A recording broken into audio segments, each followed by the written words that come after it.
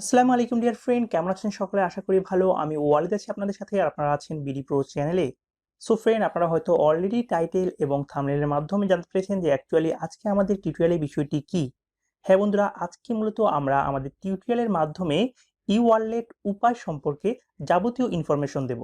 Recently যেহেতু উপায় অ্যাপটি লঞ্চ করা হয়েছে এবং এই অ্যাপটির মাধ্যমে যে সকল ফ্যাসিলিটিগুলো আছে সেই সকল ফ্যাসিলিটিগুলো আমরা আমাদের এই ভিডিওতে সম্পূর্ণভাবে উপস্থাপন করার চেষ্টা করব। আশা করি আপনারা আমাদের সাথে ভিডিওটি কন্টিনিউ করলে সম্পূর্ণ বিষয়টা বুঝতে পারবেন এবং আমরা আমাদের এই ভিডিওতে উপায় অ্যাপসের যাবতীয় বিষয়গুলো উপস্থাপন করব। সাপোজ কিভাবে অ্যাকাউন্ট ক্রিয়েট করতে হয় এবং এর ফিচারগুলো কি, এটা কিভাবে আপনি ব্যবহার করবেন, এছাড়াও যাবতীয় ইনফরমেশনগুলো থাকবে আমাদের এই ভিডিওতে।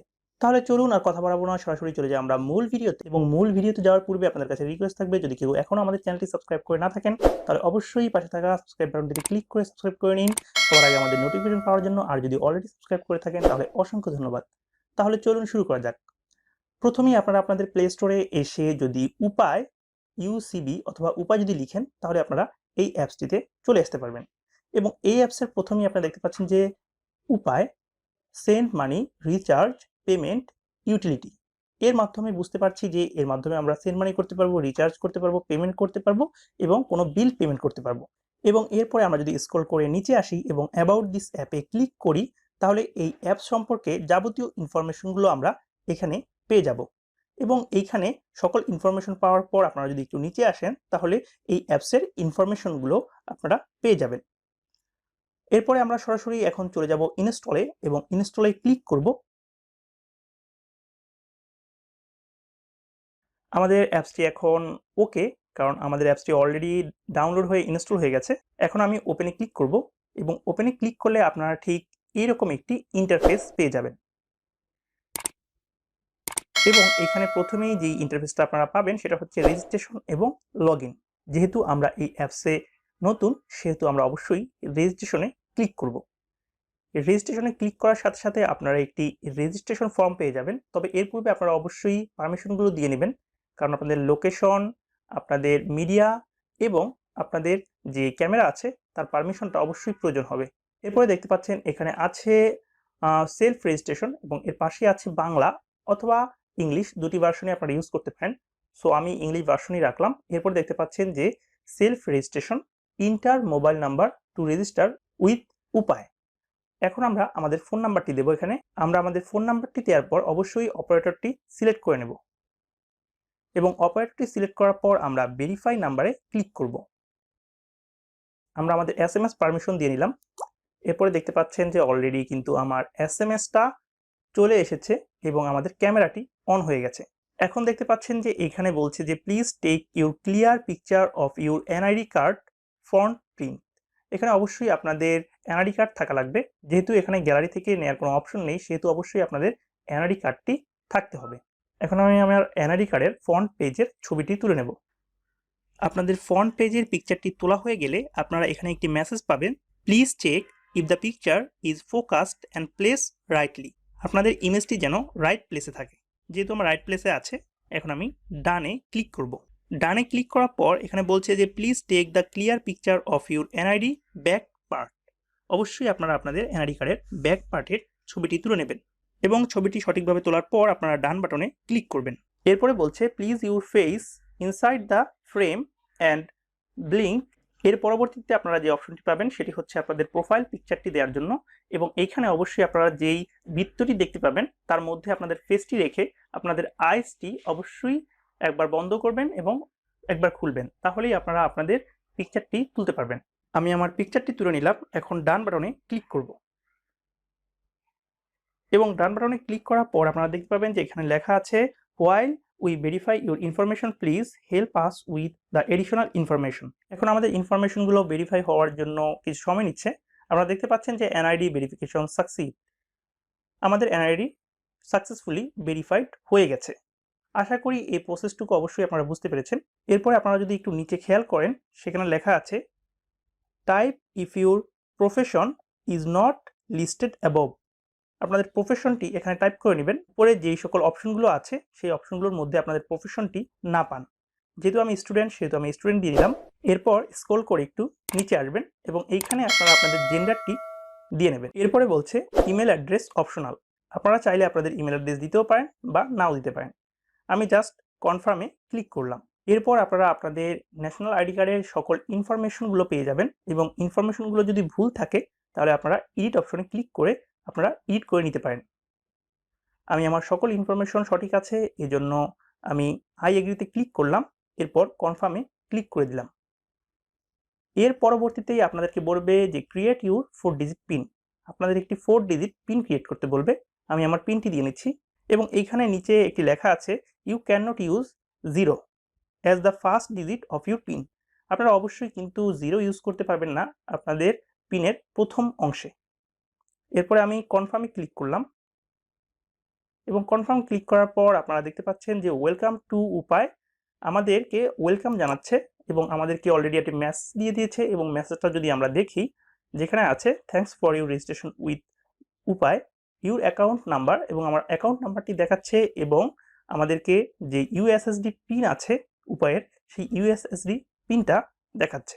এরপর আমরা গেট স্টার্টেড এই অপশনটিতে ক্লিক করব এবং আমাদের নাম্বার এবং আমাদের পিনটি দিয়ে আমরা লগ ইন করে নেব। এখন আপনারা দেখতে পাচ্ছেন যে আমাদের মেইন ইন্টারফেসটা ঠিক এরকম দেখায়। এখানে যে সকল বিষয়গুলো আছে প্রথমেই আপনারা উপায়ের লোগোটি দেখতে পাবেন, এরপরে আপনাদের নাম এবং আপনাদের যে ফোন নাম্বারটি আছে সেটি দেখতে পাবেন এবং পাশেই আছে ব্যালেন্স নামে একটি বাটন এবং ব্যালেন্সে ক্লিক করলে আপনারা আপনাদের ব্যালেন্সটা দেখতে পাবেন।